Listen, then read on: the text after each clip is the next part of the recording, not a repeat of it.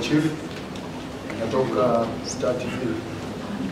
Niko na maswali machache, samahani sauti yangu haiko sawa sana. Swali langu la kwanza, Mheshimiwa Remo, nimesema ya kwamba dhana ya no reform, no election ilianza tangu mwaka 2020. Wewe, Lissu pamoja na viongozi wengine waandamizi ikiwa jijini Nairobi.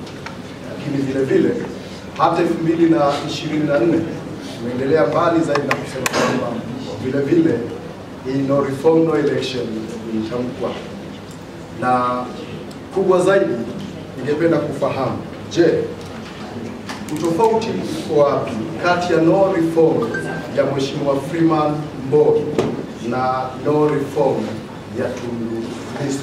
Ama dhana ya no reform ninyi na utafsiri kwa namna gani? Pili, katika kipengele ama katika sakata hii, je, ni chama, ni ninyi, ama ni wale ambao wanaunga kwamba no reform no election iwepo ndio wanaopoteza? Nani anapoteza katika hili? Ni chama, ni ninyi, ama ni nani anakomolewa? Je, ni wanachama ama ni chama chenyewe? Lakini kwa nyingine, umesema kwamba bado una nafasi ya kushiriki uchaguzi na kushinda na kutangazwa washindi hata katika nyakati ambapo madhila mengi ya uchaguzi ikiwemo ukandamizaji wa Chama cha Mapinduzi kama ulivyosema. Nini hasa kilichowazuia kutangazwa katika uchaguzi uliopita wa 2020? La tatu na la mwisho, umesema ampingi msimamo ya chama. Je, hapa mnafanya kitu gani? Kama chama wamesema wao kwamba msimamo wa chama no reform no election, kwamba hawatoshiriki katika uchaguzi na watazuia uchaguzi, lakini ninyi hapa mnasema ya kwamba hamko hapa kupinga msimamo wa chama. Hapa mnafanya nini? Ama dhamira kuu kwenye hili? Nashukuru. Mwingine mwenye swali au maswali ya Odemba amechosheleza? Maswali. Karibu. Asante. Halo. Nina swali. Jina lako na chombo chako? Naitwa Humphrey Shao. Kasema pale simama pale ndio liko. Swali langu ni kwamba moja, je, G55 katika hiti mnachofanya amuoni kama mmechelewa? Na moja ya kitu kwenye tamko lenu mmekuwa mkimwadresi katibu mkuu wa chama, lakini je, amuoni kwamba katibu mkuu amekuwa pressurized na mwenyekiti na makamu wake? Tumeshuhudia katika mkutano wa watiania namna ambavyo makamu mwenyekiti alikuwa akizungumza. Kwa nini mnashindwa kuzungumza moja kwa moja kwa kuwaeleza na kutaja zile kauli za kibabe kama za makamu mwenyekiti wa Chadema alizokuwa akizitoa kwamba haziendani na maadili ya uchaguzi na Chadema ambayo tumeizoea? Tatu, ni lini sasa mtaanza kutoka na kuzungumza wazi juu ya hii kuisha kwa uchaguzi? Inaonekana kama uchaguzi wenu wa ndani bado haujaisha, mnaendelea kumenyana kwa visu. Kwa nini? Je, lini mtatoka kusema kwamba uchaguzi umeisha, mjenge chama? Nashukuru. Mwingine? Yoni.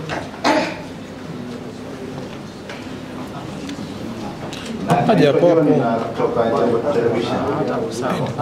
sawa hapo. Na maswali matano. Swali la kwanza, no election, tofauti ni nini wakati wa mwenyekiti wa Mheshimiwa Mbowe na sasa mwenyekiti wa Mheshimiwa Lissu? Tangu awali kwamba tunatofautiana kwenye dhana ya utekelezaji wa no election. Hakuna mahali kwenye dokumenti zetu za chama iliyotafsiri kwamba no election ni kuzuia au kususia uchaguzi. Dhana ya no reform no election ilikuwa na lengo la kuunganisha makundi yote katika jamii, twende pamoja tukadai reform. Ndio msingi wa dhana ya no reform, no election. Ni kuunganisha makundi ya kijamii, tutengeneze wimbi kubwa la kwenda kushinikiza mabadiliko katika mifumo yetu. Huo ndio utofauti. Nani anapoteza, ni chama au wanachama au ninyi kwenye no reform?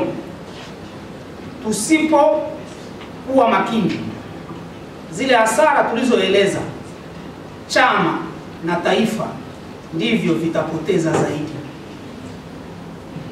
Kwa hiyo sio mtu mmoja mmoja, ni chama pamoja na taifa, kwa sababu kwa upande wa taifa sauti kinzani ndani ya vyombo vya kimaamuzi kama halmashauri, bungeni, au hata fursa ya kushinda na kuongoza dola, tunakwenda kuipoteza. Hakuna wakati kwenye historia ya nchi hii CCM iliwahi kuwa dhaifu kama ilivyo sasa. Kwa hiyo tunapoteza fursa muhimu ya kwenda kushinda uchaguzi na kuongoza dola. Wao wananchi ndio wanaopoteza hiyo fursa. Tatu, kushiriki uchaguzi na kushinda. Nini kiliwazuia kutangazwa 2020? Vikwazo vilivyotuzuia kutangazwa 2020 vilikuwepo 2015, vilikuwepo 2010, vilikuwepo mwaka 95, lakini kama tulivyosema, reform ni process, mabadiliko ni mchakato. Tukiishia njiani tukakimbia kushiriki hii michakato, hatutakaa tupate hayo mabadiliko. Ni heri tushiriki. Kama hatutashinda dola, tukaendelea kuwa wapinzani, tukawa na sauti bungeni, wabunge wetu wakawa na sauti ya kunang'ania hizo reform, kuliko kuacha CCM wapite bila kupingwa, wakawe bungeni peke yao, alafu tunategemea watuletee reform wakiwa bungeni peke yao. Sio, mnanielewa? Hampingi msimamo wa chama, hapa mnafanya nini? Hatupingi misimamo ya chama. Hapa tumekuja kama wanachama, tuna haki zetu kwa mujibu wa katiba ya chama, na niombe niwafafanulie tu haki za mwanachama. Ibara ya 5.2. 5.2 ni kuchagua viongozi wa chama wa ngazi inayomhusu. 5.22 kuchaguliwa kuongoza na kuwakilisha chama katika ngazi yoyote kwa kuzingatia masharti yaliyowekwa na sifa za uongozi. 5.23 kushiriki vikao vinavyomhusu. 5.24 kujitetea, kusikilizwa. 5.2.4 tuna haki ya kusikilizwa. Sasa hapa tumekuja ili tuseme tunatumia hii haki yetu, viongozi watusikilize. Ndio maana tuko hapa, wala hatuko hapa kwa sababu nyingine yoyote ile.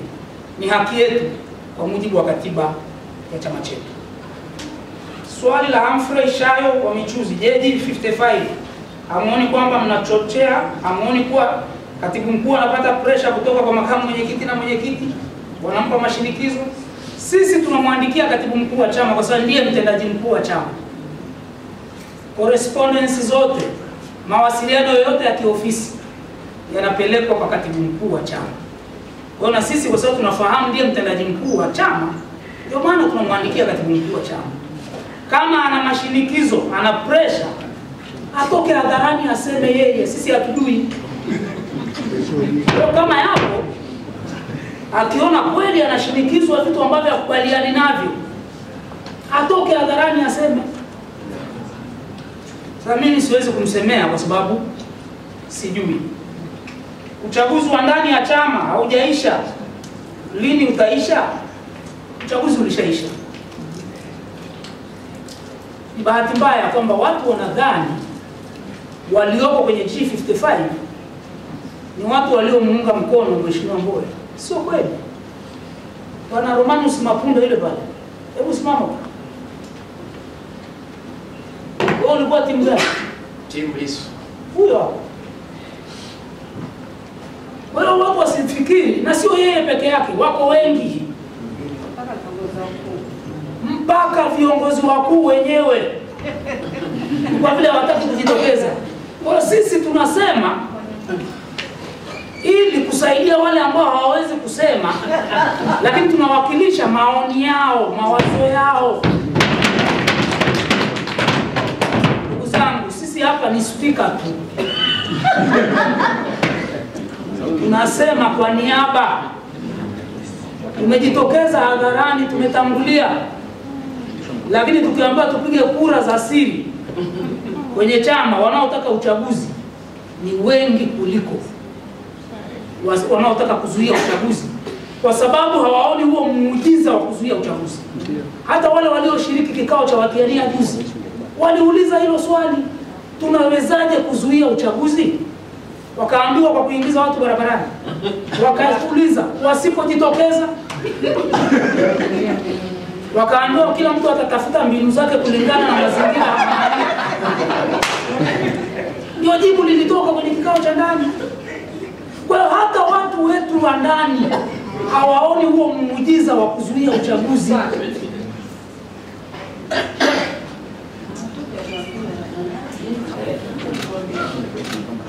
Ukiwauliza sana wanakuambia mikakati haitangazwi. Jioni wa Jambo TV, kauli ya Lema, hamuoni kwamba ilikuwa inasisitiza watu kutii maagizo ya chama? Hakuna agizo lolote la chama hiki lililosema kwamba watu wakiwa na maoni, mawazo tofauti waondoke kwenye chama. Hayo ni mawazo ya madikteta. Dikteta pekee ndiye anayetaka kile anachokisimamia asipingwe, asihojiwe, asiulizwe. Kwa hakuna maagizo kwa mujibu wa katiba yetu. Na hakuna mtu anayepinga misimamo ya chama. Hata wakati wa maridhiano nimewakumbusha, watu wanakuwa na mawazo, fikra tofauti kila siku, jinsi ya kulifanya jambo liwe zuri zaidi. Sarungi ana maslahi binafsi ndani ya Chadema. Maslahi gani? Hili swali mngemuuliza Sarungi, angeweza kulijibu vizuri zaidi. Atuambie. Na viongozi wetu watuambie.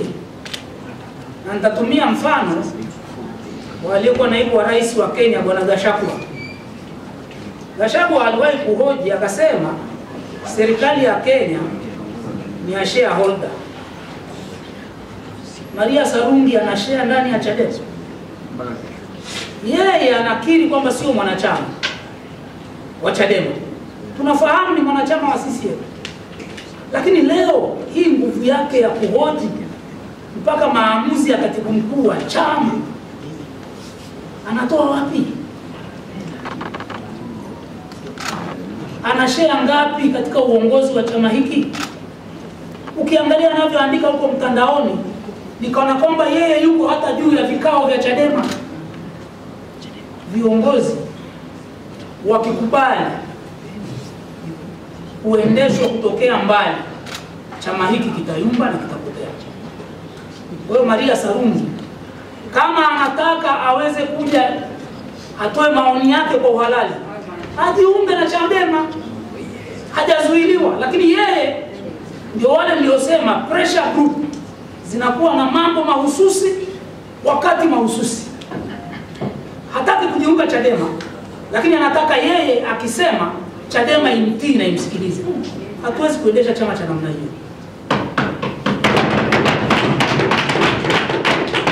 Nilishiriki mchakato wa kuandaa document mpaka inapitishwa. Ulichukua hatua gani katika kurekebisha jambo hili? Ndio maana nimesema hakuna popote kwenye nyaraka za chama hiki palipoandikwa no reform no election ni kuzuia au kususia uchaguzi, bali dhana ya no reform no election ilikuwa na lengo la kuunganisha nguvu za kudai mabadiliko. Wadau, na nilisema wako wadau wamerudi nyuma. kuingiza dhana ya kuzuia uchaguzi. Wanajua taasisi zao zimesajiliwa kwa mujibu wa sheria. Watakapojiingiza kutaka kuzuia uchaguzi, wanajua wataathirika na taasisi zao, ndio maana wamerudi nyuma. Kwa hiyo sisi, wakati nyaraka inaandikwa, dhana ya kuzuia uchaguzi haijawahi kuwa kwenye nyaraka zetu, na kama ipo, huyo mtu ailete hadharani.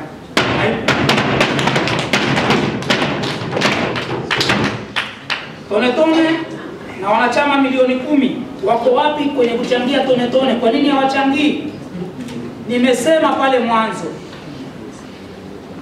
watu wanachangia wakiwa na sababu ya kuchangia. Kwa nini mimi mwanachama wa Chadema nichangie Chadema ambayo haiendi kushiriki uchaguzi ili nikomboe kwenye matatizo yangu kwenye kata yangu, kwenye jimbo langu? Haiendi kushiriki uchaguzi ili ishinde dola. Kwa nini niendelee kuchangia wakati hawaendi kufanya ile kazi ambayo walituambia wataifanya? Inarudisha watu nyuma.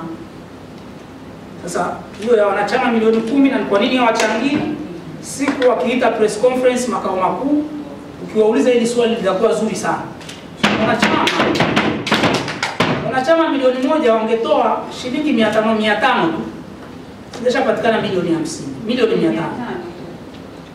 Shilingi 500 milioni 500. Mara ya mwisho walitangazia wapata milioni 70 ngapi? 64. Walituahidi wakati wanaanza kwamba tutakuwa tunatangaziwa kila wiki. Sasa hivi hakuna tangazo, kwa hiyo hatujui zimepatikana ngapi mpaka sasa. Ndugu dada yangu Martha, kwamba sisi kushiriki uchaguzi sasa G55 hatuoni tunaweza kugawanyika na kukipasua chama na kukidhoofisha kama Ukawa. Sisi tumejitokeza hadharani kushauri. Ni wajibu wa viongozi wetu kusikiliza, na kama nilivyosema, kuna kundi kubwa linaloamini kabisa kwamba Chadema hatuna muujiza wa kuzuia uchaguzi. Kundi la wanachama na wasio wanachama, kundi la wapenzi wa chama hiki, wanatupigia simu, hawaoni huo muujiza wa kuzuia uchaguzi. Kwa hiyo sisi tumejitokeza kusema kwa niaba yao. Kupasua chama kama ilivyokuwa NCCR Mageuzi, sidhani kama chama chetu kitapasuka. Watakaopasua chama ni wale ambao watakataa kusikiliza maoni na mapendekezo wasioyapenda. Ila sisi kwenye maandishi tumeweka commitment yetu. Isiaka, kwa nini sasa? Tafsiri, kwa nini sasa? Ndio wakati mwafaka. Tuna muda mchache kabla ya uchaguzi. Tunataka chama kijiandae na uchaguzi, kitafute wagombea, kitafute rasilimali, kianze kujiandaa. Kwa hiyo tunaona wakati huu ndio wakati mwafaka wa kulisema hili, na sisi ni wadau wa huo uchaguzi, ni sehemu ya huo uchaguzi. Ndio maana tumejitokeza sasa. Tusingeweza kujitokeza mwaka 2021 au 22. Sasa ndio wakati mwafaka. Mtakuwa tayari kuachana na nia zenu za kugombea? Mpaka sasa tunaendelea kukishauri chama.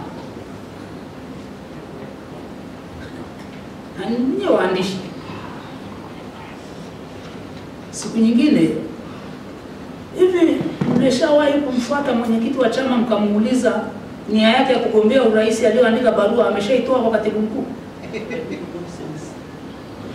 Mmeshawahi kuuliza hilo swali? Kwa sisi ni watiania kama yeye alivyomtiania wa urais, na sisi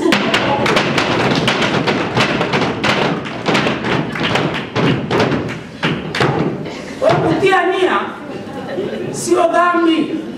Sasa mtu asitutake leo tuanze kutoa nia yetu wakati kiongozi wetu mkuu anayetuongoza bado nia yake iko pale.